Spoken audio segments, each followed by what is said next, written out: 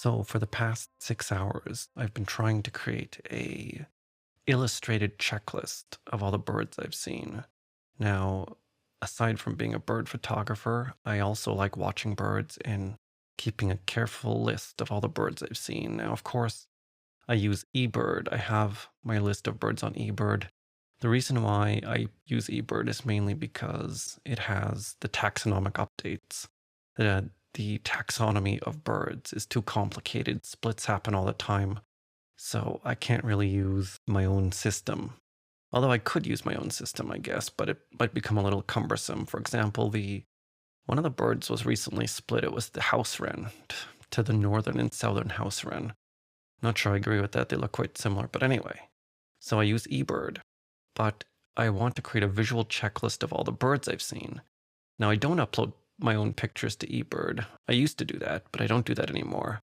And that's because eBird, I think, trains their images on AI. And as you know, I don't like AI.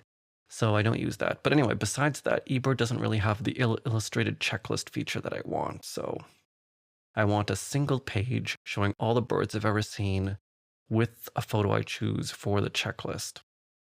Now, I actually did that. I've been doing that. I've been working on that. Actually, it took me a very short period of time to write some code, a short piece of code, to take my eBird checklist, which can be just updated from eBird, and put that into a visual checklist. The hard part is to put the images in. I'll show you on my screen. So here's the checklist. The checklist, I've added some birds to it. I haven't added all the birds to it, but you can see that there's some birds. I've added the latest birds I've seen, actually. Last four were long-eared owl, canvasback, clay-colored sparrow, and sora. But lots of them, of course, most of them still don't have images. I have images for pretty much all the birds I've seen. I've taken record shots for all the birds I've seen. Okay, now here we've gone back in time to the 2016-2018 era where I lived in Australia. Actually, even though I've seen birds in many countries, like Canada and Brazil, I still, in terms of the number of birds, I've seen the most birds in Australia. Anyway, I was there because I was doing my postdoc there in mathematics at the University of Melbourne. That was when I still wanted to become a professor in mathematics, but I'm very glad I left academia because, academia, everyone's using AI these days in academia, and academia has kind of become a degenerate place, and I'm not really a fan of it anymore. But anyway, I'm glad I switched into photography. Long story short, this was when I was in Australia, you can see. I've added lots of the birds I've seen in Australia, but not all of them still. And it takes a very long time to add all the birds you've seen. According to this list, I've seen 786 birds, and it takes a very long time to add pictures and find the right record shot to put in for the picture. Here's the code, and it's a very short piece of code. It's a piece of Python code, only 71 lines. That kind of just takes a folder of images and the eBird list and creates something that looks like this. It'll look pretty cool once it's done. There's some pretty cool birds here. Lewin's honeyeater, that took a little while to find.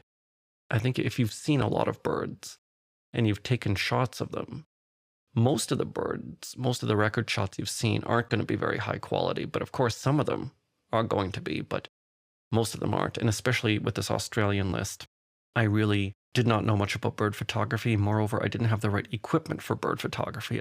I was just using a 300mm lens that wasn't even very good to take pictures of birds. But nonetheless, I still got quite a few pictures. Black bittern, and that was not an easy bird to find.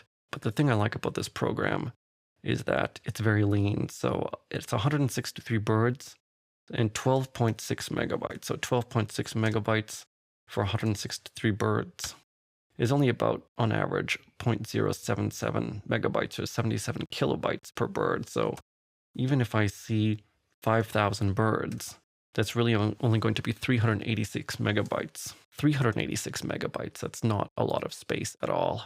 Yeah, so right now I'm at 786, and so the immediate goal, I guess, or the immediate target could be 800 birds or 1,000 birds. I don't want to make the goal the real, like a true goal of seeing 5,000 birds, because that might be maybe too expensive or not really feasible because, for example, let's say I'm at 4,950 birds.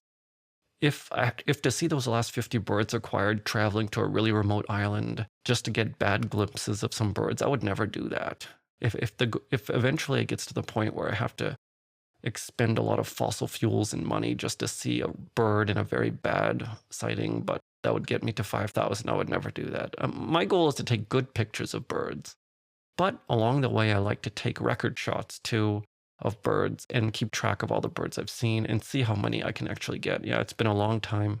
It's taken me about 6 hours to add 163 birds, so it's probably going to take me at least, well, it's not really going to be proportional because these are the easiest ones, I think.